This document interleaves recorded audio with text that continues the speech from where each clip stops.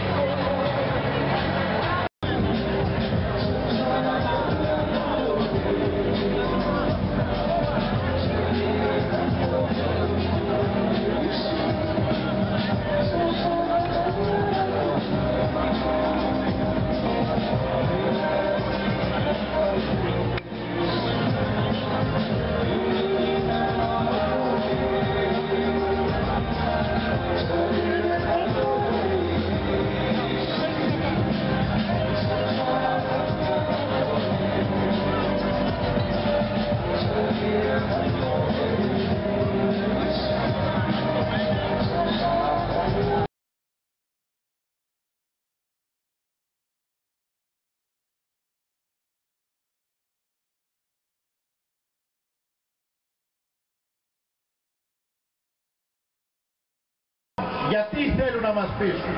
Θέλουν να μας πείσουν διότι υπέγραψαν και είναι δεσμευμένοι. Θέλουν να μας πείσουν διότι από το μνημόνιο της χρεοκοπίας και της υποτέλειας κάποιοι κερδίζουν, όταν η συντριπτική πλειοψηφία του λαού μας βρίσκεται σε συνθήκες στέρησης και ανθρωπιστικής κρίσης.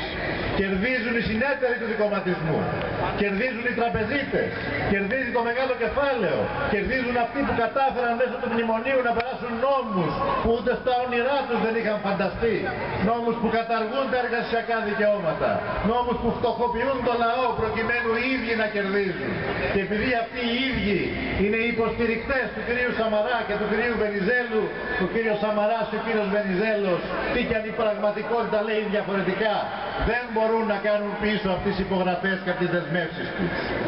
Ακόμα και ο κύριος Σόιμπλε, που ήθελε να μας ορίσει πότε θα κάνουμε εκλογές, τι είδους δημοψήφισμα θα κάνουμε, αναγκάστηκε μόλις σήμερα να δηλώσει: δεν θέλουμε και δεν μπορούμε νομικά να εκδιώξουμε κανέναν από την Ευρωζώνη. Τα ψέματα λοιπόν τελειώνουν, κύριε Σαμαρά. Ας ξεχάσουμε πια τις υπογραφές σου. Οι υπογραφές σου αφορούν μονάχα εσένα και το κόμμα που εκπροσωπείς. Αφορούν τον κύριο Βενιζέλο και το κόμμα που εκπροσωπεί. Αφορούν το σάπιο πολιτικό σύστημα της διαπλοκής και της διαφθοράς που σήμερα καταραίει. Δεν αφορούν οι υπογραφές σας τον ελληνικό λαό. Δεν το ρωτήσατε τον ελληνικό λαό για να υπογράψετε και τώρα που τον ρωτάτε θα πάρετε την απάντησή σας. Στις 17 του μήνα ο ελληνικός λαός θα στείλει και εσάς και τις υπογραφές σας τον κάλαθο των αχρήστων.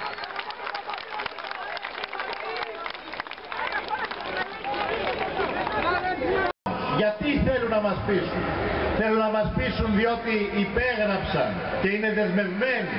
Θέλουν να μας πείσουν διότι από το μνημόνιο της χρεοκοπίας και της υποτέλειας κάποιοι κερδίζουν, όταν η συντριπτική πλειοψηφία του λαού μας βρίσκεται σε συνθήκες στέρησης και ανθρωπιστικής κρίσης.